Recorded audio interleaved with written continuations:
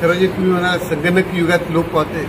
आज जर आपण एक्झिबिशन बघितलं त्यांनी संगणक आणि व्हिज्युअल आर्ट्स दोघांचं खूप चांगलं कॉम्बिनेशन केलं. म्हणजे ऑगमेंटेड रियालिटी आणि व्हर्च्युअल रियालिटीची जे त्यांनी प्रेझेंटेशन केले that it self indicates that you have a really good blend of technology and art.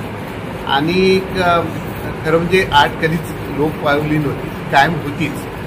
आपलं व्हिज्युअलायझेशनमध्ये फरक होता आणि आत्ताच्या राष्ट्रीय शैक्षणिक धोरणामध्ये त्याला एक स्वतंत्रपणे एक व्यासपीठ दिलेलं आहे. म्हणजे एखाद्या इंजिनिअरिंगच्या विद्यार्थ्याला आज स्पेसिफिकली ॲप्लाइड आर्ट घेण्यासाठी तो विद्यार्थी इथे येतो. एखाद्या विद्यार्थ्याला इंजिनिअरिंग म्हणून करिअर करायचं त्याचं स्वतःची जी आवड आहे ॲप्लाइड आर्टची ती जर जोपासायची असेल तर आता आपला जो नॅशनल करिक्युलम आहे त्याच्यामध्ये सुद्धा ती फ्लेक्झिबिलिटी दिली आहे. आता आपण जो एक 6वं व्हर्टिकल आहे ज्याच्यामध्ये को करिक्युलर ॲक्टिव्हिटीज म्हणतो तर fine arts, applied arts, visual arts घेण्याची मुभा दिली आहे. म्हणजे एकंदरीत एक व्यवसाय म्हणून तर आपण याच्याकडे निश्चितच बघणार. मुलांच्या ही डिग्री घेतल्यानंतर त्यांना जे काही व्यवसाय पुढं करायचा आहे किंवा जे काही जॉब करायचं हा भाग त्यामध्ये निश्चितच खूप चांगल्या तऱ्हेनं अधोरेखित होतो.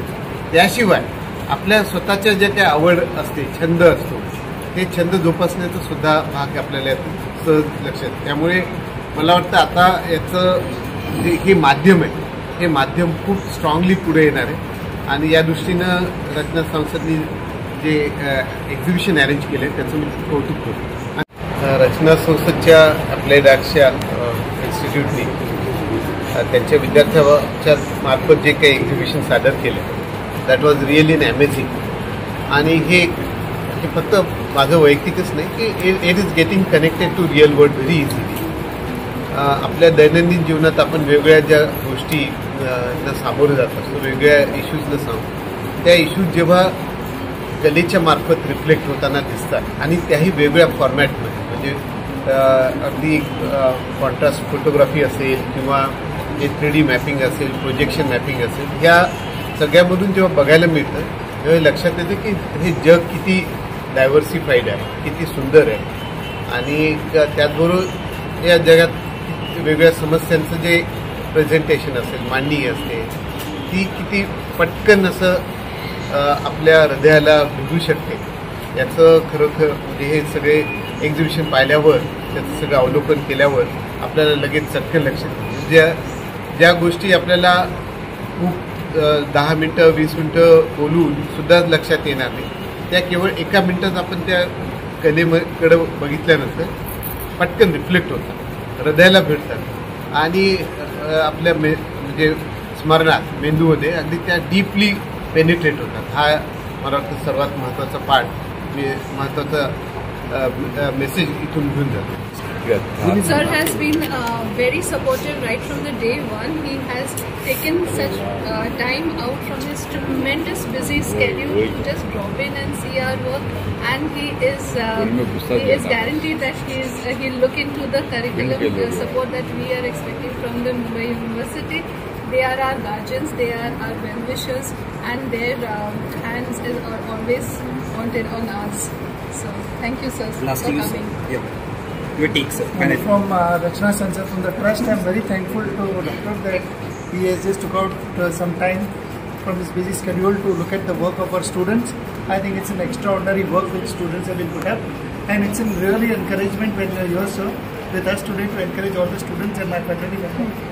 At Rachna Sansar, we are really thankful to you for giving your time. Thank you very much. Subhash Jadhav, मी गेले 22 वर्षे रचना संस्थेमध्ये शिकवते आहे आणि हा शिकवण्याचा अनुभव अत्यंत समृद्ध करणारा आहे. मला असं वाटतं प्रत्येक वर्षी येणारी मुलंही आमच्यासाठी लॅबोरेटरी म्हणून असतात आणि अतिशय उत्तम काम ते करतात. अगदी छोट्या छोट्या गोष्टी हेडलाईन करण्यापासून ते बॉडी कॉपी लिहिण्यापर्यंत प्रत्येक छोट्या गोष्टींमध्ये आम्ही त्यांना मार्गदर्शन करतो आणि हा मला वाटतं प्रोफेसरांचा परिसस्पर्श असल्याशिवाय ही पुढची चांगली पिढी घडत नाही. तो प्रत्येक सृजन आणि अमूर्त कलेला या परिसस्पर्शाचा मला वाटतं आस्वाद आला पाहिजे तरच उत्तमातली उत्तम पुढची घडणार आहे या डिजिटल युगात. पण थँक्यू सो मच. शिक्षक झाला आणि तो पुन्हा अध्यापक म्हणून त्यांना प्रशिक्षित करतो. 10 वर्ष इंडस्ट्रीमध्ये काम केल्यानंतर पुन्हा इन्स्टिट्यूटमध्ये येऊन शिकवायला खूप चांगलं वाटलं. आपण आता सध्या शिकतोय, करंट ट्रेंड्स आहेत तेच आम्ही पुन्हा स्टुडंट्सना परत येण्याचा प्रयत्न करतोय आणि कॉलेजमध्ये आपल्याच कॉलेजमध्ये परत येऊन शिकवण्याचा जो मला मान मिळाला त्याच्यासाठी मी खूप आभारी आहे. आणि करंट ट्रेंड्स पुन्हा शिकवण्याचा जो हे आहे की करंट ॲडव्हर्टायझिंग कॅम्पेन्स आणि मीडिया आहे तर ते पुन्हा आम्ही मुलांना परत देण्याचा प्रयत्न करतो. अवार्ड मिला, मतलब बहुत अच्छा लगा, मतलब पूरा कैंपेन और बहुत एफर्ट डाला था अपना throughout the year. Last moment तक काम कंप्लीट करके काफ़ी अच्छा फीलिंग आया. ये आम्हाला 3D टायपोची असाइनमेंट इंट्रोड्यूस केली, ज्यामध्ये आम्हाला मॅमने हवा तो शब्द घ्यायला सांगितलेला आणि त्या शब्दाला घेऊन तुम्ही एक्सप्रेसिव्ह रिलीफ फॉर्ममध्ये कसं एखादं शब्द एक्सप्रेस करू शकता. तर बऱ्याच वेळाने काय घेतले, व्हॉट्सअपवरती लिस्ट टाकायला सांगतात की तुम्हाला कोणता शब्द घ्यायचा आहे. काही टाकला आणि मी राहिलो शेवटचा, आता घेऊ काय म्हटलं. समोर खेळत आहे वर्गातली मुलं चेस, म्हटलं चेस उचलला. तर मग रफ स्केचेस टाकायला सुरुवात केली, फॉर्म्स कोणते येतात काय.